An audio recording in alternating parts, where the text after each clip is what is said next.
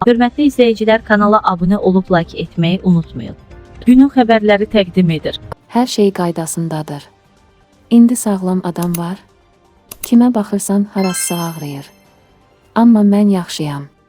Sabah da konsertim var. Kim səhhətindən narahatdırsa gəlsin konsertdən məni canlı dinləsin. 78 yaşlı Mübariz Tağıyev solo konsert layihəsini də açıqlayıb. Konsert 80 illik yubileyimdə olacaq. Bir növ hesabat konserti baş tutacaq. İnşallah ölməsəm həmin gün Heydər Əliyev sarayında olacağıq. Qeyd edək ki, xalq artisti Mübariz Tağıyev Xəzər axşamı verilişində qonaq olub.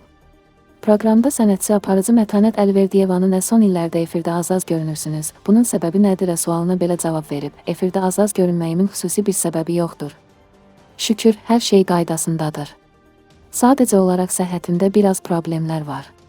Təqaüddə olan general-mayor Əliyev vəfat edib. Əliyev son olaraq Müdafiə Nazirliyinin Baş İdarəsi rəisinin müavini olub.